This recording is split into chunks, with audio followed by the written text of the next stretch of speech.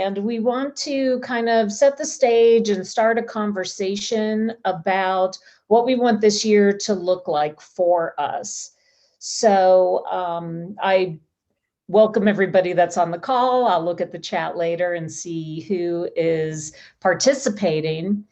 But I wanted to start this call off with a recap of what we did in 2020, but actually I went back to 2018, 2019, and 2020, because I feel like as a group, we just should acquaint ourselves with what we have set out to do and set the stage for what we would like to do for this year as well. So Meredith is going to put up a slide for me. Great. And actually, if you put that in animation mode, we can just kind of walk through it without confusing ourselves. So basically, just to remind everybody, we have two what we call policy drivers that we as a team are responding to. There are many policy drivers, and the two that most relate to the Sea Ice Collaboration Team are, they're listed there at the bottom. They're improving the understanding of the Arctic as a component of planet Earth. And the other one is, I can almost see it, but it's enhancing the well-being of Arctic residents.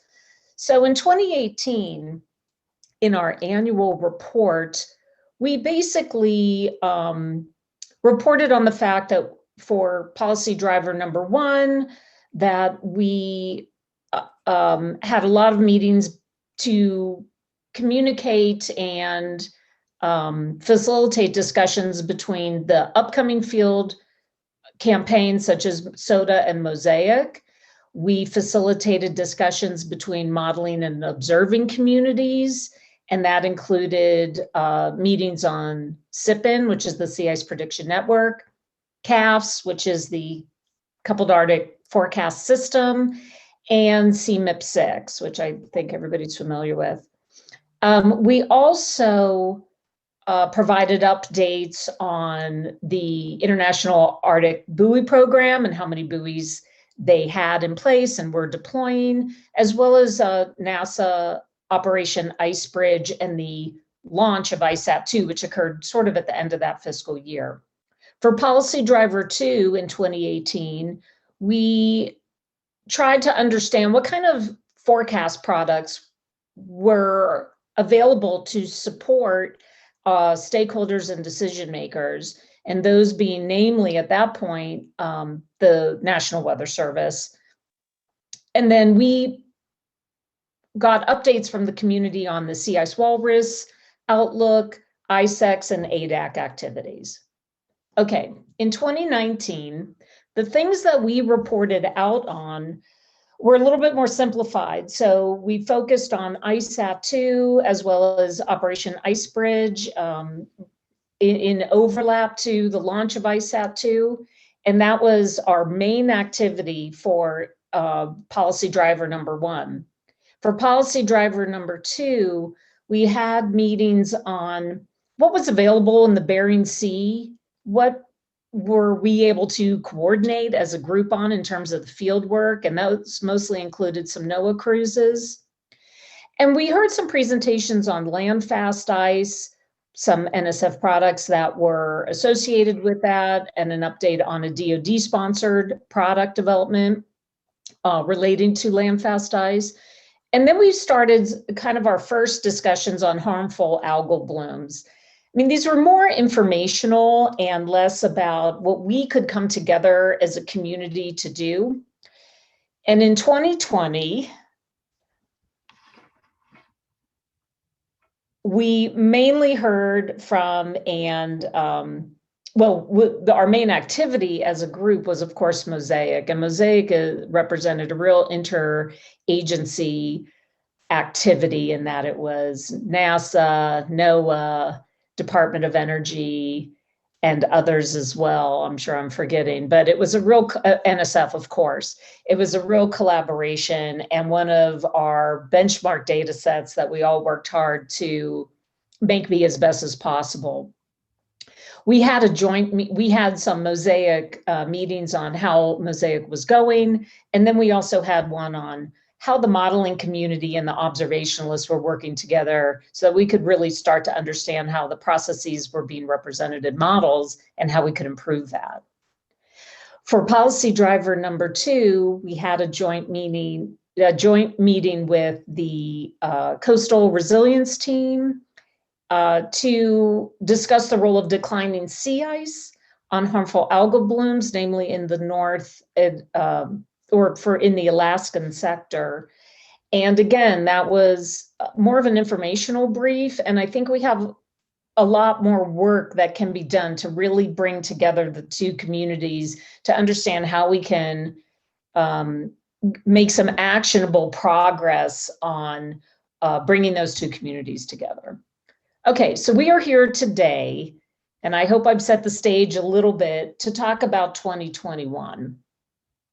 So far in 2021, we have had a talk on the sea ice minimum, something that, I'm kind of smooshing the fiscal year and the calendar year, but we also had a joint meeting with the modeling team on some of the Mosaic activities. And what we want to hear from you, and while we are continuing to go through this kind of setting the stage, I want you to think about what are the kind of things that we could do as a team, in addition to collaborating with other teams, which we've done in the past, but to really see if there are some certain topics that we want to address in this year. And this year will be the final year of our current IARPC plan. And we'll hear next about where the development stands for the new action plan. But I think there will be some changes. And we have this year to address some things that are specific to our needs. And I will give the podium back to Meredith to put the agenda up, and hope that we can keep this conversation rolling and really hear from the community. Thanks.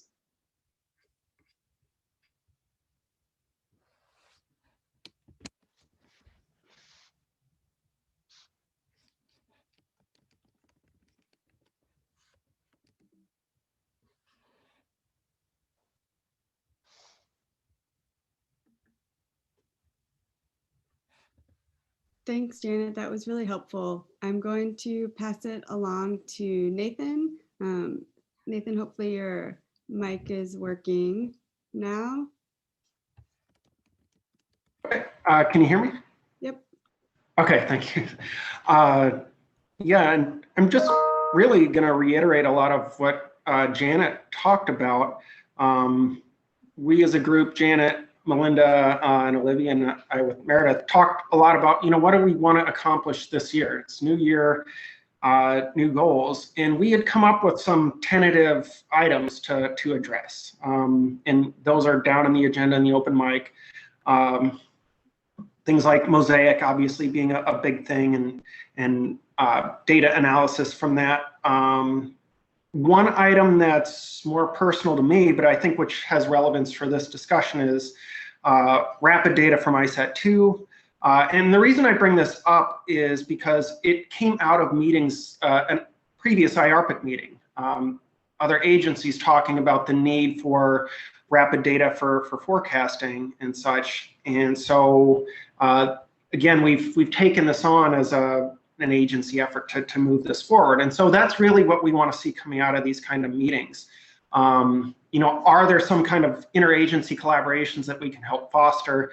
Let us know what it is that you are working on. Is there potential for this collaboration between the different agencies? So again, we came up with these ideas that we thought would be useful here on the agenda, and we wanted to talk about those. But again, a key purpose of this meeting is just to get feedback. Are there projects that people are working on where they see the potential for collaboration, where they're looking for information, some kind of new approach, anything along those lines? Yeah, this is really an open meeting where we're looking for ideas to set the stage for the coming year.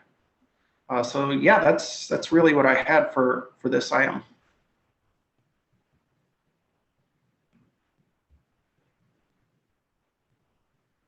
Thanks. And Olivia, do you have anything you would like to add? No, I think we should just go ahead with the agenda. Okay. So I'm up next just to give a quick update for everyone here on where the IARPC is in the process of developing the next 5-year plan. So we are currently implementing the 5-year Arctic Research Plan 2017 to 2021, and the next one will be the Arctic Research Plan 2022 to 2026. So we had a workshop that helped us come up with some themes for the plan, and I will, as soon as I'm done speaking, I'll put a link to where all this information is in the chat. And took that information from the workshop and are developing a draft plan. We're really hopeful that we had a tight drafting turnaround time, but are hopeful that we will be releasing a draft to everyone for public comment in mid-February, hopefully February 16th. And that public comment period will be open until June 1st. And during that time, we will have ways for people to participate in commenting and hearing more about the plan, how it was developed, and how it will be implemented.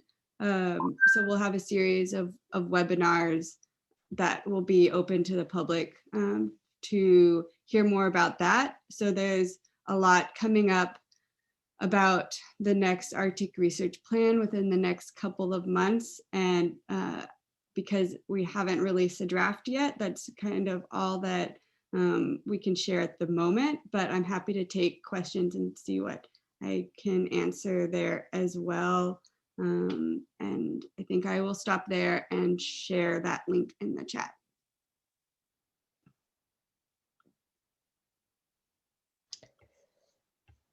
Great, thank you for that, Meredith. And I think we have plenty of time, even though this meeting is set for 50 minutes with a little bit of slush for overage if we need it.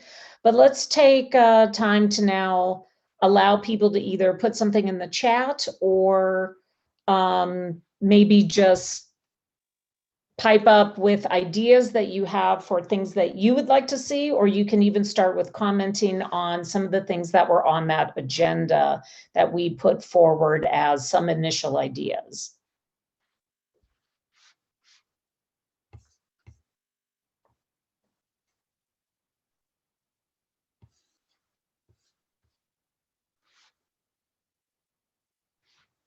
And I'll give people a second to formulate a thought. If not, we can jump in with one of our initial ideas and see if you have anything to add to those.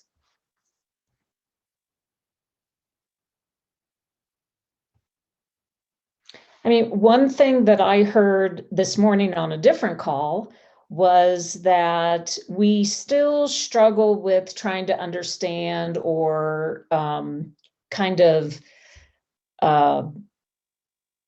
bring together what exactly stakeholders need from the modelers in terms of fields that they don't have access to, or for forecast products, things that are most helpful to communities. And I know that as observationalists and modelers, we don't always have access to that information. So that was something that I've heard for a long time, but I reheard this morning, and I'll put it, and that could be addressing either policy driver, the understanding the Arctic system or the well-being of Arctic residents.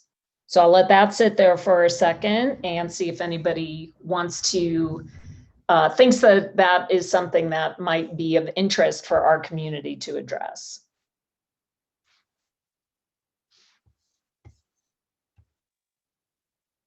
And you can take yourself off mute. if you move your mouse to the bottom left, should be the mute button. And we hope to make this just a very casual kind of chat environment. So Yeah. please don't feel shy. Janet, are you suggesting maybe it's like a stakeholder outreach type effort? Is that what I'm hearing? Well, that could be something that our community always does tend to struggle with, and we're a pretty diverse community, so we always wonder what those things are, and we want to be, you know, we want to be able to address those kind of things, and I think we always struggle to know what the entry point is. And I would remind our group that that second policy driver is something that we don't have a lot of membership for in this group, and I would love for us to lean into that a little bit more if possible, and that is maybe something that Olivia could help us frame a little bit better. But harmful algal blooms has fallen into that, and when you think about the observations or the modeling needs or the forecasting needs, I think we all think that's a great idea, and yet we struggle with how to really grab onto a handle for that.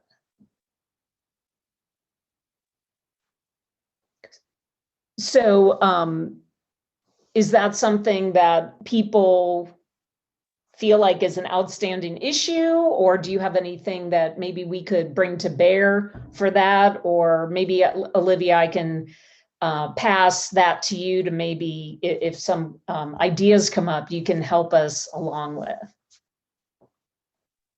Yeah, I'm really curious to hear from those present today about, especially those working in the modeling or prediction realm, if there is interest in trying to connect more with communities to learn about what are some of their more pressing informational needs. I know when we write proposals, it's a lot easier to say this will benefit communities in this way, but without actually getting feedback, it's hard to know if your products are actually going to be useful or not. So this is Bob Grumbine, and I'm the one Janet was referring to earlier today. So the answer is an emphatic yes. In terms of myself, I'm working on the sea ice observation, data assimilation, and modeling.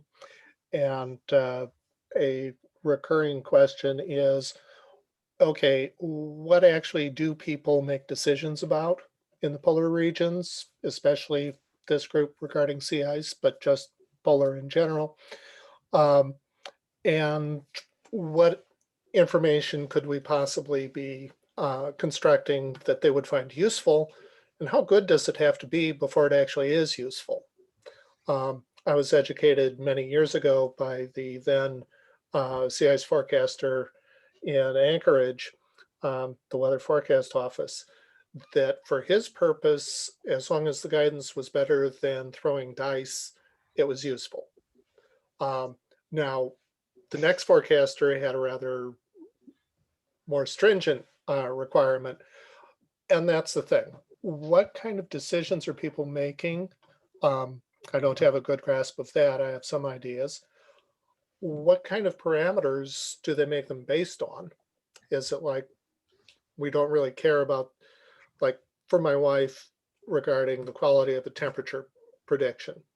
If it's within 3 degrees centigrade, she doesn't care. That's close enough unless you're right around the freezing point. On the other hand, once you're outside of 3 degrees, her penalty function, my translation, increases rapidly. Now, for some users, it'll be like that. For some users, it'll be very different. For some, they want probabilistic guidance. What are my chances that the water is going to freeze or melt underneath me? I know that kind of thing exists and is a concern, but I have no names to attach to it, no lead times, don't really know which parameters, so forth. I think it would be outstanding if we could be collecting that, whether by way of this collaboration team or any other thing. I've been shopping this idea around a lot of late. I don't really care which group does it, but I think someone somewhere should. And I'm happy to take the email and assemble the notes. Yeah, I finally was able to unmute myself. Had to reload the page, but along these lines, for the Weather Service, especially in the past few years with the rapidly changing ice and a couple of really poor ice years, we are hearing about a lot more issues with subsistence activities in the communities, and sort of, I think the requirements of the communities are changing, and along with that, we're trying to figure out what those requirements really are. But some of the things that we're hearing about, it's really, again, tied to, what can I do? What kind of activities can I safely engage in? So it's starting to come down to ice quality. It's coming down to, can I safely get out and back in a certain amount of time? So it's really kind of getting down to some of these nitty gritty details. For a lot of these villages and communities in terms of their the daily life to life activities with sea ice. And we're hearing some of that a little bit now too with harmful algal blooms, and again, we're starting to see that in areas where it was not common before. And so even us, the Weather Service, we're trying to get our hands around how we sort of tackle that. And in areas where we don't really have the data, we don't necessarily know what the real ice conditions are like in these communities. So it's sort of coming down to how do we engage, find out the requirements, find out what we can do, and also leverage the local knowledge so that we get a better idea of what the conditions really are, so that we can extrapolate and perhaps give some sort of guidance or a forecast.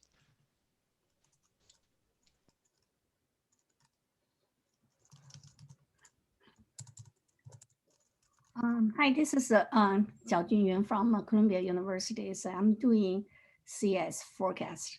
And I'm seconding for the early comments on the variables. What is really parameters that the end user or stakeholders really looking for. And in addition of that, and I would like to know which organizations or associations or companies are really looking for CS forecast, particularly the seasonal time scale. And I would really like to get knowing who is out there has this needs. Thank you. Yeah, this is Jeff Curry again. I'm an engineer with the Department of Transportation and Public Facilities. So my interest in sea ice is primarily its relationship with infrastructure and seasonal forecasting with respect to seasonal sea storms and the damage that causes is my personal interest, really. The lack of sea ice obviously has made the coastal communities much more vulnerable. And so, but I'm probably just a tiny fraction of the stakeholder interest with respect to subsistence activities and things like that. Jeff, I have a question. Do you feel that information available to you right now is pretty adequate for the decision making you have? Yeah, I guess so. The truth of the matter is that DOT, with respect to events, emergency events, coastal storms and whatnot, we tend to be more reactive than proactive. And the value of seasonal forecasts is primarily, having sort of a heads up that, okay, these areas are vulnerable, more vulnerable or less vulnerable in a given year. But it's not like we do very much with that information. But I suspect we will as time goes on. We've established a resilience committee, which I'm on, and so we're trying to get out ahead of these things a little bit. And of course, we have a lot of projects, relocation projects, and coastal erosion projects that are sort of interrelated to this, but it's like I say, it's sort of an ancillary data set for me, really.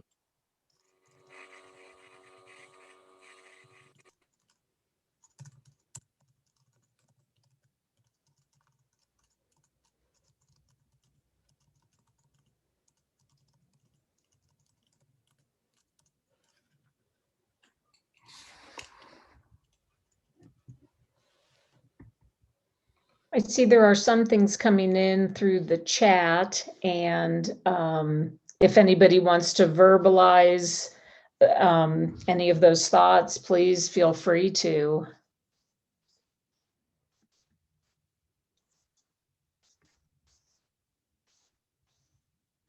This is Julie Brigham-Grady. I'm at UMass Amherst. I have a planning grant with some villages on in the outer YK Delta, and I do know that there is a Navigating the New Arctic program office, which will really help all of the NNA projects, many of which are dealing with river ice, coastal shorefast ice issues with Native communities and subsistence hunting. I think the coordinating office will really help with your #2 objective here. And all of us are waiting to hear when NSF will announce the winner of the award. So thanks very much. Yes, thank you for bringing that up. We will be interested to hear about that award. And you know, to Jeff's point, there are a lot of other aspects of this that we haven't really had a discussion on as a group. And I think that two of the things that Jean brought up, which is landfast ice and harmful algal blooms, are two things that we have heard about in the past year, but we don't want to be limited by that. And we also want to see if we can do more than just have an awareness about the problem, which I think is a great first step. But if there is something that this group could do collectively, because this is an interagency group, and bringing things to bear from the different agencies to help us make progress on some of these things is really one of the core things that we are about. And I know it starts with communication. And so I think bringing up some new topics is phenomenal. And I don't want to be limited by just those things that I brought up initially. So yeah, does anybody else have any other topics along those lines?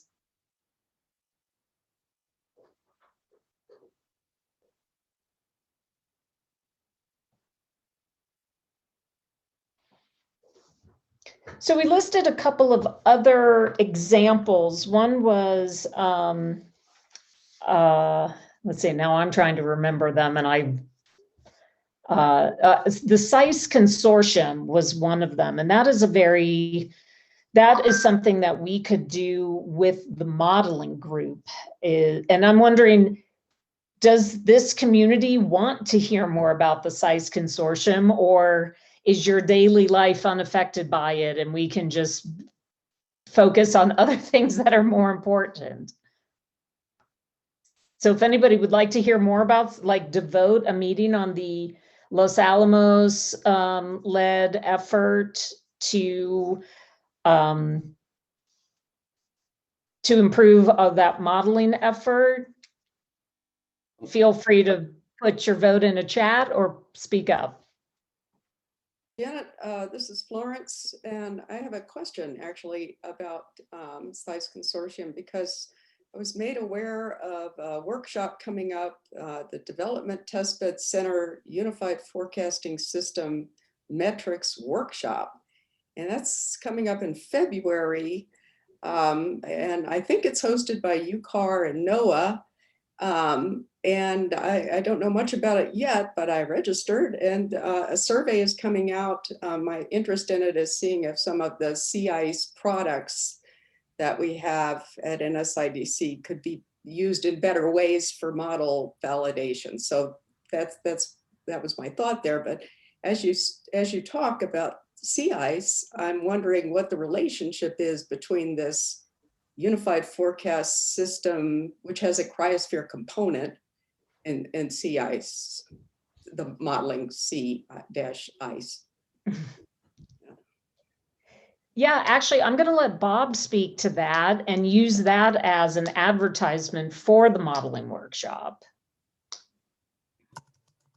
So yeah, I'm just posting the link. I encourage everyone to join, sign up. So what the deal is at this point, well, backing up a second. Unified Forecast System is coupling together component models for ideally all Earth systems within NOAA.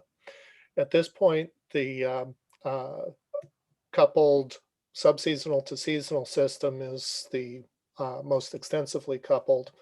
That includes the FV3 atmosphere from GFDL, the MOM6 ocean from GFDL, the SICE-6 sea ice model, originally from Los Alamos, now by way of the consortium, the WaveWatch 3 wave model, soon to include the NOAA, which is NOAA-H, land model, and there will be an aerosol model and possibly another component or two.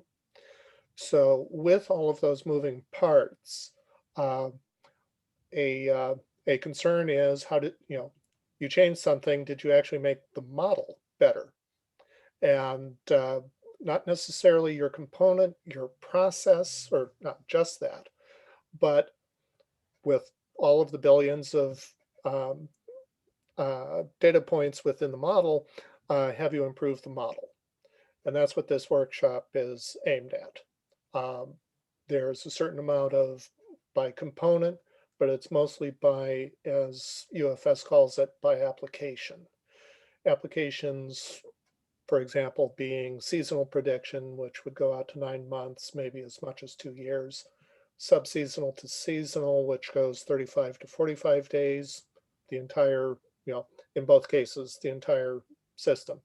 But also short range things, shorter, like global weather, which already has the wave model coupled into it, but it's only the atmosphere and waves at this point. And that goes up to the 16 days of the usual Weather Service run.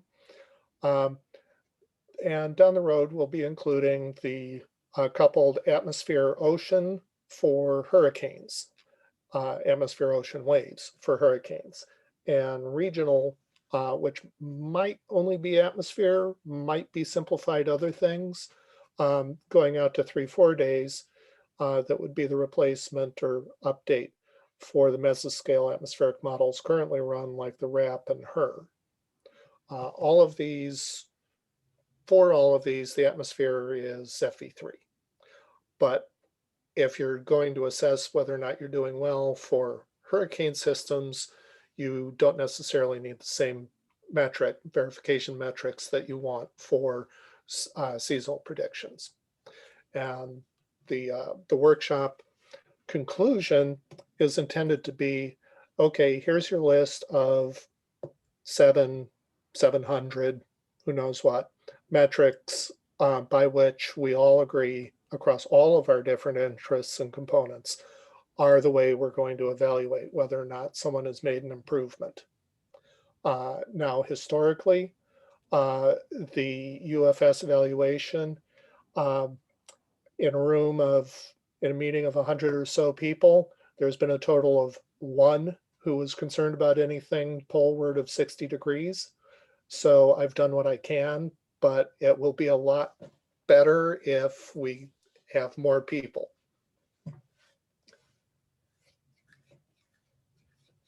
Thank you, Bob.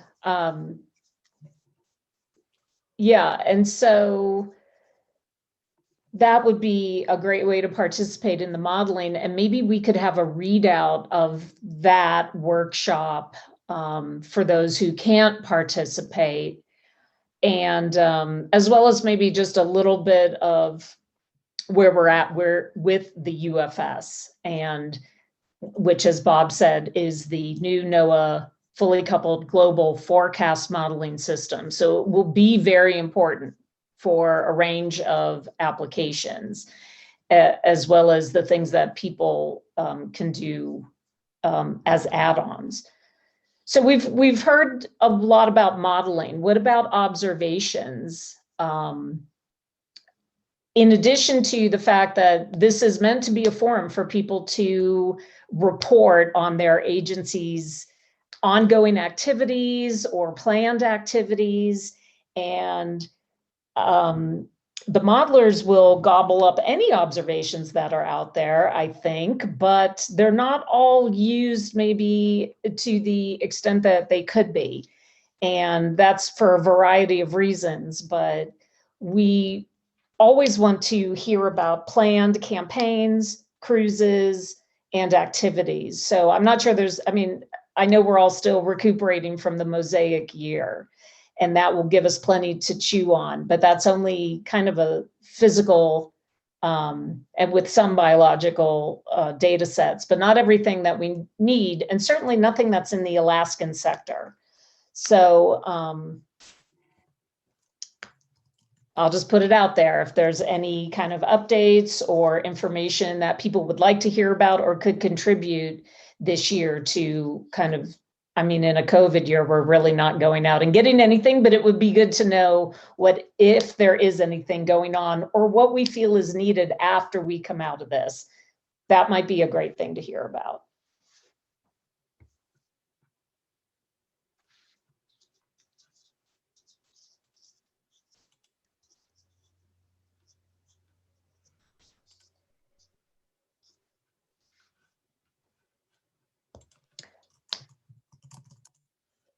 So maybe just as, I see somebody's mic is not working, but I know we've had some technical difficulties, and Jean was able to fix that by logging back in. But maybe with our remaining time, so I think we've gotten some good input into what we would like to collaborate on this year as a group. And so again, I encourage you to either email or put in the chat box any suggestions that you have.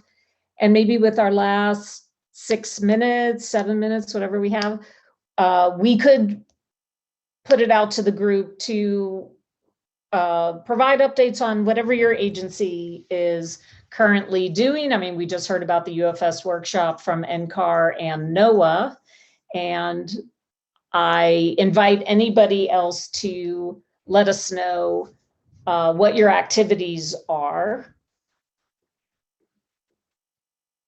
or upcoming activities are. I do have an update to give about an upcoming field campaign, and that's the SIDEX field campaign that Andy Mahoney and Chris Polishinsky are involved in. And that's looking at sea ice dynamics. And I think they're set to head out to north of the Alaska coast and have an ice camp in March. So I think that will be a really exciting data set to look at in the coming year.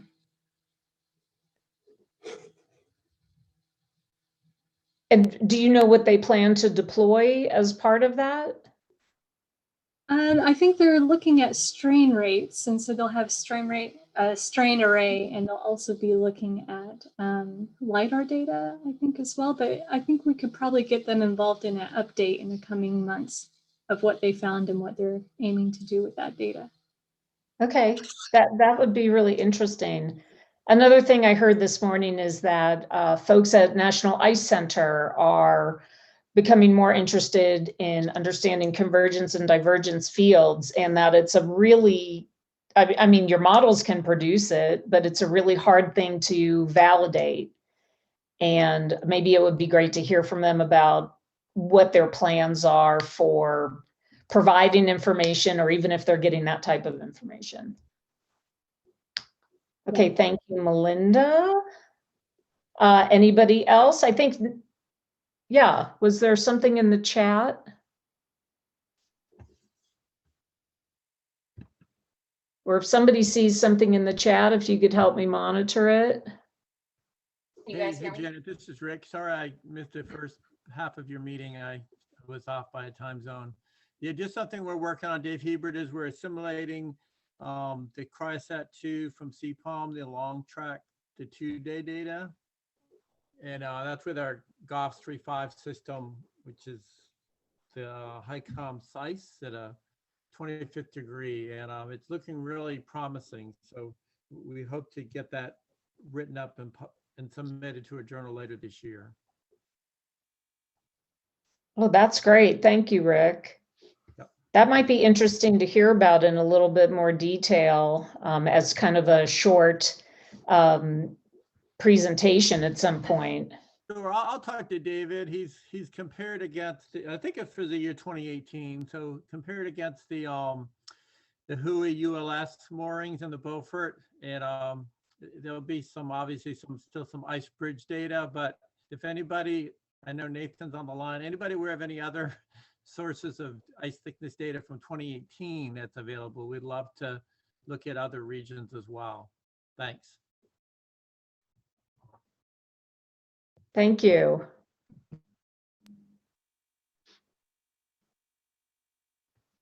Just to follow on to that, Rick, I know we're in the process of trying to get a data portal set up through NSIDC for ice at 2 sea ice thickness. Unfortunately, I don't have a timetable for you yet, but it's in the works. So. Did I hear tomorrow? Yeah, I'll just say something arbitrary. So yeah, tomorrow. Appreciate it. Yeah, Alec's been trying to keep me in the loop a bit as well. So thanks. Sure.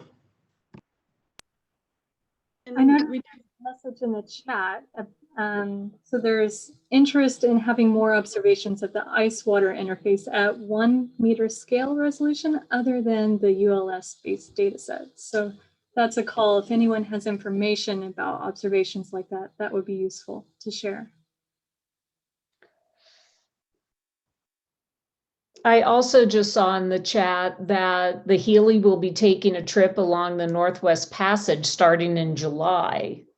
Does anybody know what science will be conducted on that?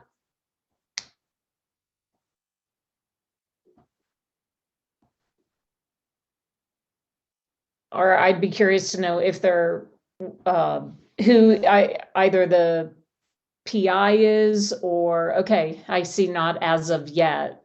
Well, that might be a great thing to get an update on, to see what the opportunities would be in that really interesting potential cruise. So thank you for bringing that up. This is Ulla.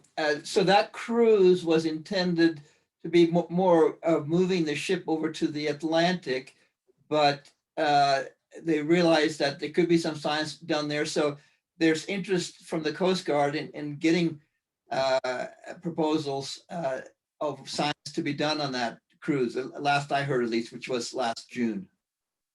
Okay.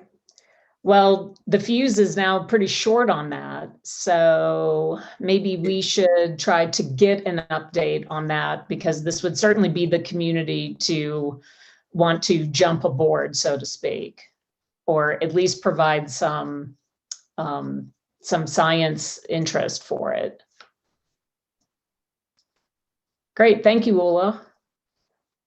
And I don't think we have anybody from Coast Guard on the call, so that can be an invitation we solicit as well.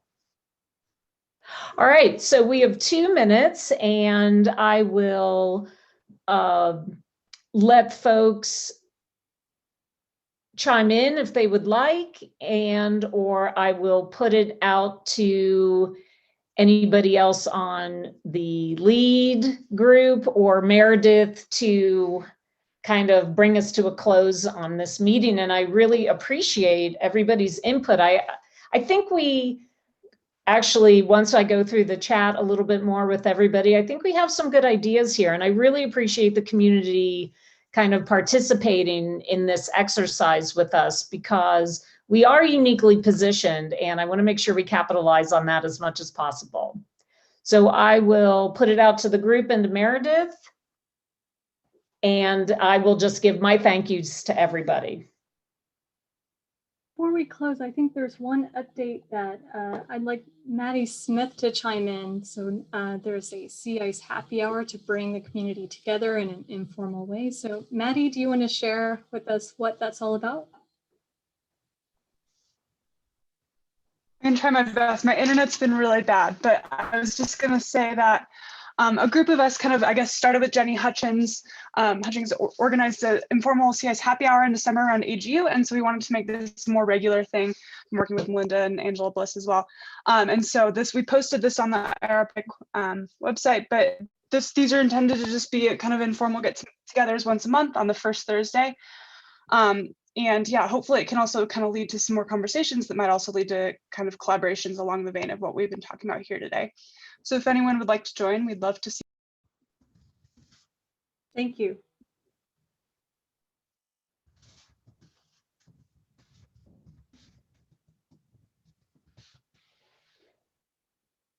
Okay, Meredith, if you want to bring us to a close, we're at 11:50.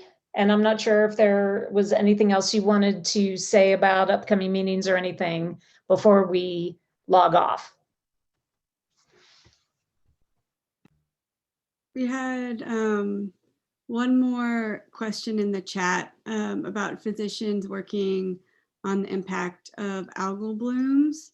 That's a great question. And Caitlin has also noted an interest in co-hosting a meeting on ISAT-2 and or transition zones and interactions with waves. So thanks. I will record these in the notes. The recording of this meeting and the notes will be posted within the next week or so. And that's all that I have to say before we sign off. If any of the team leaders want to jump in before closing out, please do.